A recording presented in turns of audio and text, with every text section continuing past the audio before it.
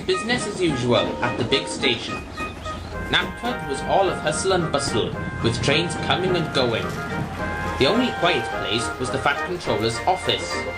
He was doing some very important paperwork. All of a sudden, the telephone rang. "Hello, dear." "Oh, that. No, don't fret. Yes, it's all been arranged. I'll have to call you back on that. Yes, bye." The Fat Controller put down the phone, looked at the calendar on his wall and frowned. "Botheration," he muttered. "How could I forget that? I must speak with the engines."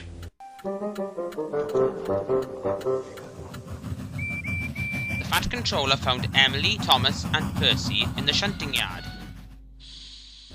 "I am in a rather awkward predicament. Today is my granddaughter Bridget's 8th birthday. She and Stephen arrive on the island at midday, but I completely forgot about organising a party." "Please, sir, why not hold a party at Mayflight, sir?" suggested Percy. "It is her favourite station, after all." "That's a grand idea," the Fat Controller declared. He paused and thought for a moment. "Very well.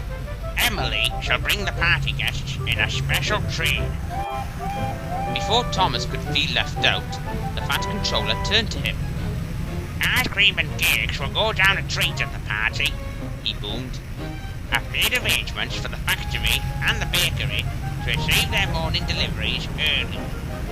Please ensure this happens." "Yes, sir," smiled Thomas.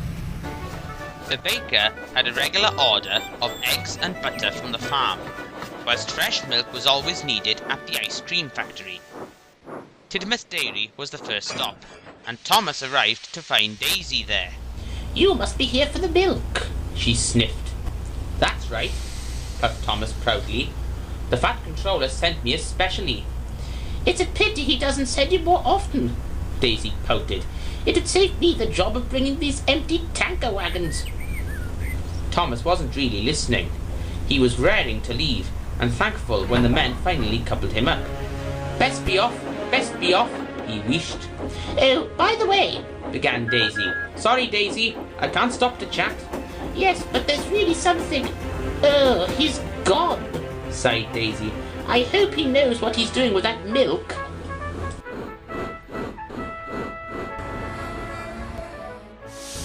When Thomas stopped at a signal, who should he meet but Emily? "Well, if it isn't Slow Coach Thomas," she teased. "I'm no slow coach," Thomas protested. "I'll have you know I'm being dependable." "Och, really?" Emily retorted. "Well, if you're as dependable as you say, the Fat Controller'd have given you my job. He asked me to take the party guests because I'm fast and reliable, unlike you and those two beach shots of yours." Thomas was fuming. "Annie and Clarabelle are not beach huts," he snapped. "And anyway, I can easily go as fast as you." "Och, I'll race you then," Emily whistled, and she steamed quickly away. So as soon as his signal showed green, Thomas set off after her as fast as his driver would allow. The milk churns in his trucks were rattling around all over the place. Luckily, the next signal was clear and Thomas was able to pass Emily. "That'll teach her to challenge me to a race," he chuckled to himself. But Thomas's driver was concerned. "I think we'd better slow down," he warned. "This is hardly what you'd call a steady pace, is it?" But Thomas took no notice. He had completely forgotten about his delicate cargo anyway.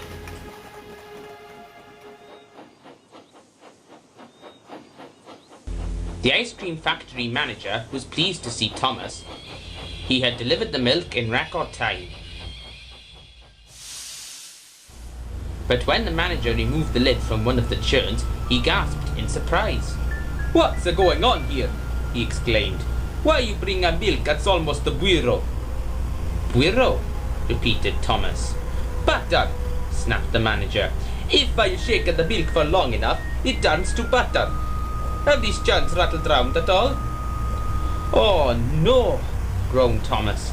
"That must have been what Daisy was trying to tell me." Thomas felt foolish, and the manager was most upset. "I can't bake the ice cream without the milk." You must go back to the dairy and get more. And go slowly this time. Capiche? Soon, Thomas had collected another trainload of milk churns and was trundling slowly back to the factory.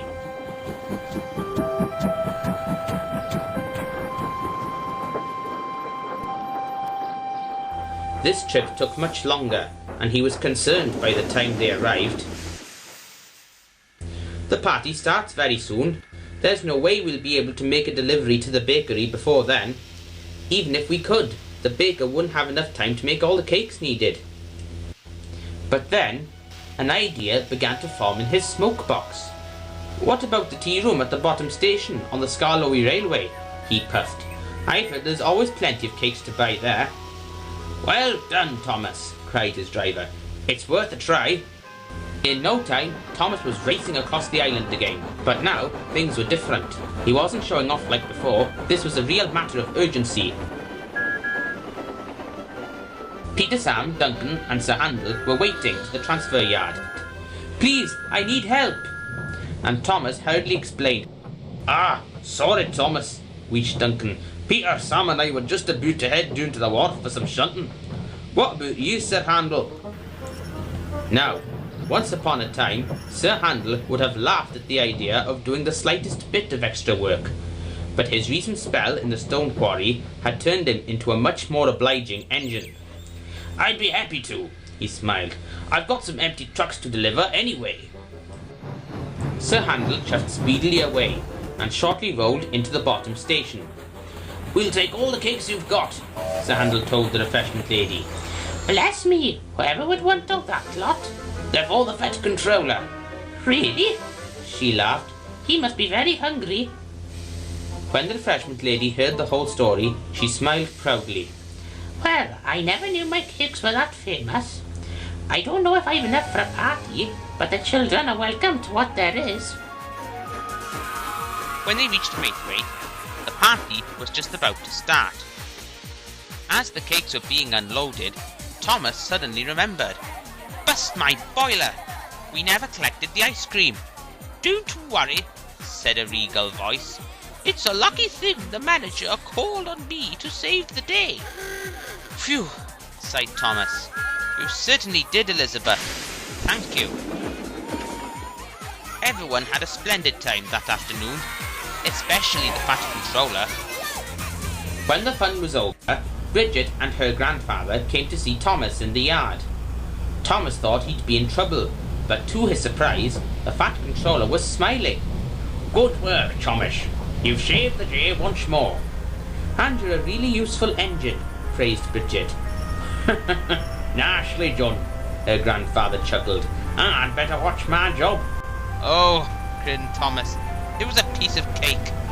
Although I did need a little help.